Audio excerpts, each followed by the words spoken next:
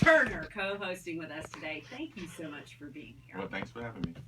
Handsome as ever, you two coming in here. Mm-hmm. And Brian Finneran, and I've been working with you how many years now? Jeez. 7? Yeah, something like that. 15? I don't know that he's ever brought in breakfast. That's not true. I can see you playing this up a little bit. I think it's lovely and sweet. I'm not knocking it. I think it was kind. I took Shabby to lunch yesterday. Matt Schaub was in helping us out. Yeah, and then I brought you breakfast this morning because you guys are going out of your way to come here and help us out. So I figured, what the hell? We really do appreciate it. It wasn't oatmeal either. It was some special breakfast. Yeah. Nova. It was Nova, which I was not aware of. Tell the story. This is a funny story. So I sent Michael Turner a text last night, getting ready for the show and everything. I said, "You want some breakfast in the morning?" He's like, "Yeah, what you talking about?" And I said, "Whatever you want. I can do breakfast sandwich. I can do whatever. I might go buy Goldberg's." So I don't know if you got online or something. Looked up Goldberg's and saw they had salmon and eggs breakfast. And I said, "All right, I'll go over there." I'm looking at the board this morning, the menu, and there's no salmon on the board. Like, where the hell's the salmon? I know he probably went online and said salmon. And I said, all right, what the hell's this Nova thing all about? So I Googled Nova, and there it is. Salmon. Salmon, the good kind, too. Good kind. So I got him. That's Hebrew for salmon. I can't wait till Steak Shapiro hears this story. He is going to laugh. Oh, he's going to rip me. Oh, he's yeah, he is. So you learn something new every day. Yeah. It's true. We always kind of start off with how was your night last night, especially because we had a Braves Day baseball game. So Finneran, Mr. Turner, is the one with the nightlife here. Oh, okay. I mean, the night before last, it was the cornhole finally won a game. We learned he won MVP for the week. And then last night you're playing hoops with the Superstars again. Yeah, we were down. We're down a couple guys, so I had to ask a buddy. My buddy Mike Champion came and joined us. Mike is 6'10", and played basketball at Gonzaga. Mm-hmm. He's going to be our Gonzaga insider next year in March for March Madness. Okay. Hopefully they do well. He's high on the Zags. Mm-hmm. And then, so he's out there. He's 6'10", a little beefy. He's 52 years old and trying to get back in shape.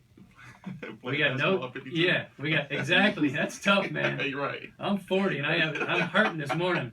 And we lost 82-80. I know. We couldn't make that last second three, huh? No, two we actually made a last second three to get it within 2. And no substitutes, so we were sucking wind for sure. But that's me. I played a little golf yesterday with Jay Chad and Mark Lemke. How'd that go? It was good. I whooped that ass. I mean, they were not. They both owed me money at the end of the round, and they paid up, which was nice. Yep. It was his first time playing. In their defense, they haven't played much golf. So that was it. Busy day. These Thursday morning when I wake up after if I play golf and play hoops, I do not want to get out of bed. I got a hip that's bothering me, my back, my right calf, and Achilles.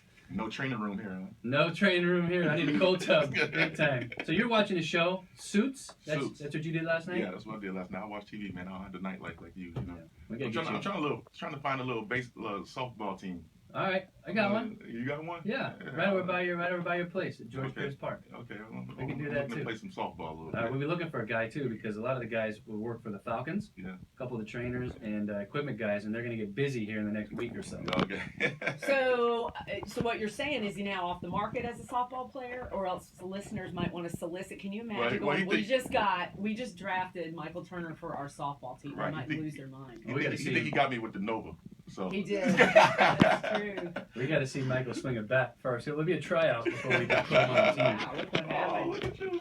Michael Turner, speaking of getting up in the morning, how are you feeling these days? Because we started, of course, looking at your numbers and what has happened over your career. And you go from San Diego in 2007 with 71 carries to a whopping 376 carries for the Atlanta Falcons in 2008. How's your body doing? How are you feeling when you get up in the morning? Actually, I feel pretty well when I get up in the morning. The only thing that bothers me sometimes is my groin, because I had 2 surgeries in the groin area. So that's the only thing that bothers me sometimes. But other than that, I feel like I lucked out and got the game pretty healthy compared to other guys that you see around. After that, that is a ridiculous season. Really 1,700 yards, 376 carries, 4.5 yards a touch, 17 touchdowns. And a lot of those touchdowns came complemented by our wide receiver core. Mm-hmm. Michael Jenkins, maybe myself a little bit, and definitely Roddy White. But talk about what happened and then what would take place when you come on the field for goal line situations. Well, it started to become a trend that the receivers would catch a pass and they would get so close to the end zone, like inside the 5 or whatever. And we was a running football team, and Mike Malarkey likes to run the football down the end zone in the goal line area. So I used to always get those easy touchdowns for the most part, and the receivers used to get upset a little bit. So I like during the course of the season, I'm starting to notice, yeah, y'all get so close, but y'all don't score. So I'm like, y'all, and I'm telling them y'all better score because y'all know the next play is gonna be a run. It's gonna be, and I'm gonna finish it off. Yeah. So after a while, so after scoring the next few touchdowns, I started telling them thank you. But I used to start saying it in a funny way, like, thank you. That's what I said. You come up, Michael Jenkins, I can't tell you how many times, 3 or 4 times for sure, and Roddy too, would catch the ball, could be a 50-yard pass, could be a 12-yard curl, whatever, down to the 2-yard line, down to the 1-yard line. And then here comes goal line situation. So here comes Mike T, and an extra lineman, and an extra tight end, and a fullback, maybe Snell or something. And we run off the field, and here comes Mike. Thank you. He knew he was going to score a touchdown in the next 2 plays. As we crossing to get on the field, yeah, that's right. 17 times you had touchdowns in 2008. You guys remind everybody the scenario that was Ryan's rookie year. Who, what, where, when, and how? Remind us of who was in play in 2008. That was pretty much everybody rookie year. From Dimitrios' first year as a GM, Mike Smith's first year as a coach, head coach, and Matt Ryan's first year starting as a quarterback. So, and my first year starting as a running back. So we was all really just there proving ourselves that very first year. Well, you did a good job proving yourself because you finished second in the MVP voting that year with those 1,700 yards and 17 touchdowns. Who won it, and were you upset about that whole situation? Peyton Manning won it, and I wouldn't necessarily say upset, but you thought you deserved it. I don't. If it would have came to me, I think that would have been a better story for the NFL. I don't know. You know, somebody that's different than the normal people that always get the trophy. Yeah. But Peyton Manning, Hall of Famer, great quarterback, but I don't think that was one of his best years. If you look back at it, look back at it. It wasn't his best years, but MVP. Let's go back to the LeBron James thing. Like, you might be MVP, but who was like most valuable to their team that year? So that's the kind of argument that goes there. And that was the Falcons' run first mentality before everything. You tried to take the load off of Matt Ryan as a rookie quarterback, which was great. Mike Mularkey was a perfect fit. Smitty as well, getting those guys and letting them do their thing. Nobody expected us to do anything. It was off the Michael Vick situation, and 3-13 the year before. Yeah, and end up going to the playoffs the next year. I think that was part of the reason you probably didn't get over the hump. It didn't help that it was Peyton Manning's first year in Denver. No, I'm sorry, that was 2012. 2008, Indianapolis. He goes 12-4, 67% completion percentage, 27 touchdowns, 12 picks. So it wasn't his best year by a long shot. No. You were robbed. There, we said it. Right. You got Manning for sure. Did you try to play after that 2012 season? Did you have any workouts, or did you know you were done? No, I knew I was done after that. I ain't trying to play anything. I was done. I was happy. Why? Why were you done? Why was I done? I played 9 years. I had to transition from going from San Diego to Atlanta. I didn't want to go back to being a backup. So I was like, that's my main goal. Like after the San Diego thing, after they drafted me, it's like, all right, how can I become a starter and become a star in this league?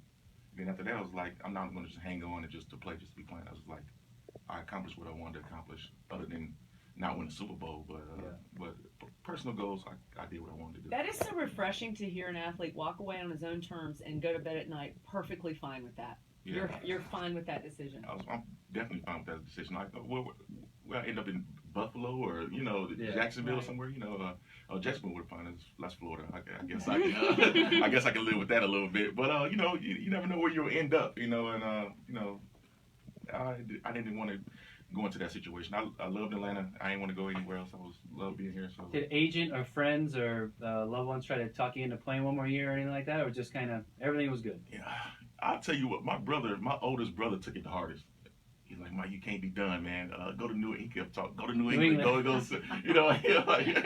England. I'm like, man, it's over. It's over, man. Let it go. Like he's like crying to me, like, no, I'm good with it, man. I'm the one who got to be out there. You don't have to be out there. It's over. Like I accomplished what I wanted to accomplish. It's good. It's less Family members, right? man. Yeah, They yeah. live and die with you as a football player. Yeah, My brothers are the same way. They ain't been able to visit me in 6 years since I retired playing football. They used to come out once or twice a year to see me play football in Atlanta. Right, I noticed that too. Like, Yeah. my house used to stay packed with people. Now I don't have any more football tickets. Now nobody want to come around anymore. That's right. That's not right. They come and visit. My little twin brothers, just actually just left here Monday. So Right. yeah, they coming down here and have some fun. Hold on, your twin brother. Twin brothers. Twin brothers. How yeah, old are they? 32. Oh my goodness. Mhm. What's their names? Kevin and Keith. Kevin and Keith. Yeah, Kevin And they live where? in Chicago, North Chicago. Yeah, Okay. yeah. A lot of football today, as you can imagine, because over the past few days I've really just enjoyed sitting back and listening to Brian and former teammates, with Matt Schaub just talk about the NFL. We're going to switch to college coming up next. And can you just imagine a scenario where a Nick Saban gets thrown out of a college football game? Because that is a new rule. It's coming up next in 2 days. You're listening to The Front Row, driven by Kia.